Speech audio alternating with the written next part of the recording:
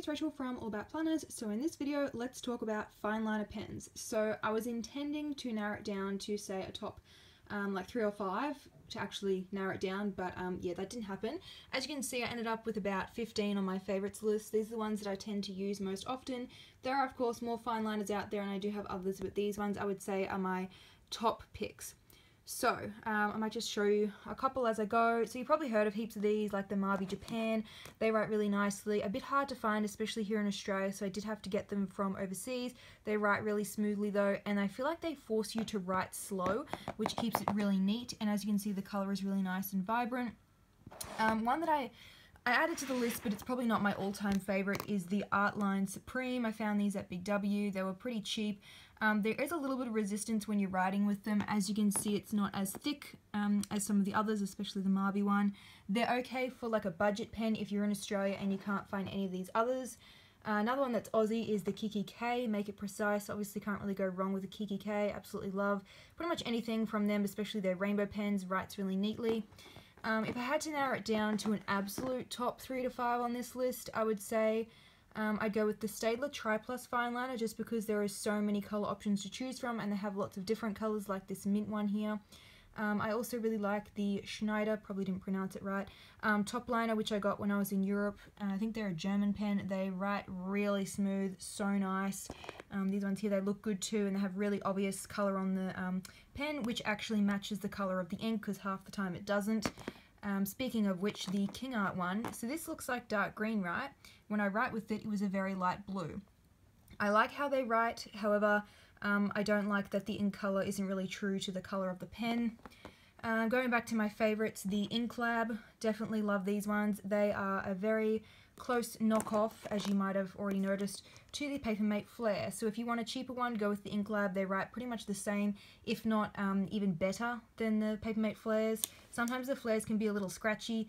The Ink Lab just writes so smoothly all the time, and they come in tons of colours. I think I got a 24 pack, which is just huge.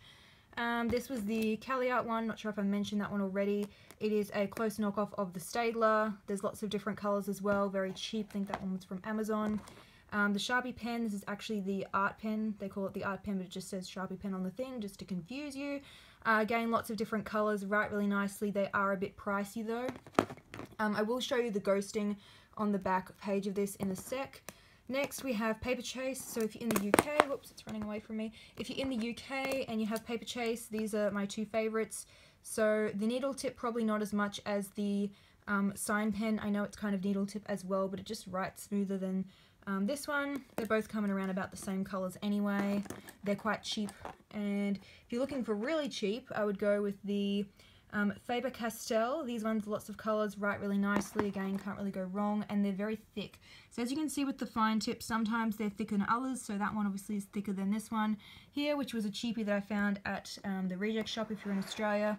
Again, another thing where it's not really true to the colour of the lid. This is dark green, however, it came out more of like a mint colour.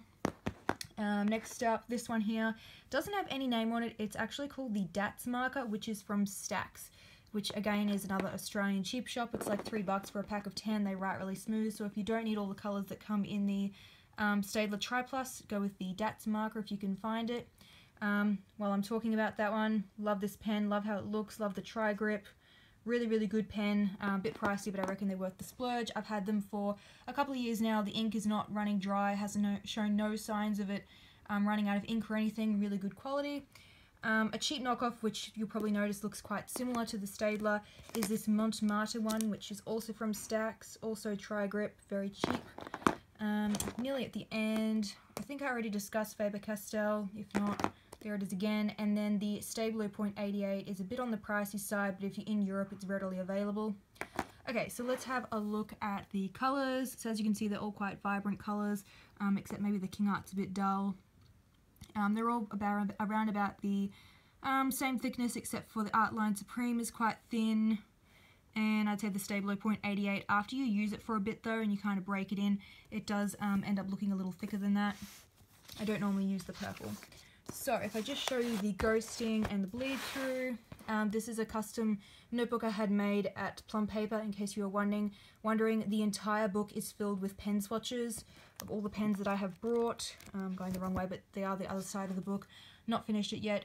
So I do all my pen testing in one book, and then I can keep all my swatches in the one place. And then when I have some stickers, I hold it up against the ink, and I can see which ones are going to go coordinate well with the ink of the pen. Anyway, getting sidetracked as per usual. As you can see, there is not really much ghosting happening on these. There is no bleed through, which is one of the reasons why I love Fineliner pens. They all look pretty good. If I had to say that one of them had the most ghosting, I would say the Schneider ones. They can be prone to a little bit of ghosting because they are a bit thicker.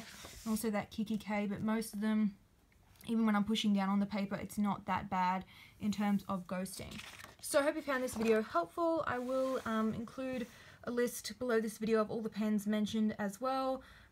If you can't get the specific ones, like everything, just got a bit close then, everything on the list, don't stress it. You don't obviously need 15 or however many's on here. Different types of fine liners. These are just my favorites.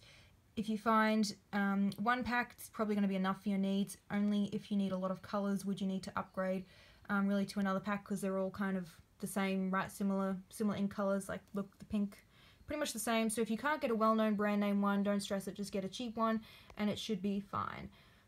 Okay, so don't forget to subscribe. I usually post a couple of pen review videos each week, and I will also include some links to some other pen testing, pen reviews in the description box below.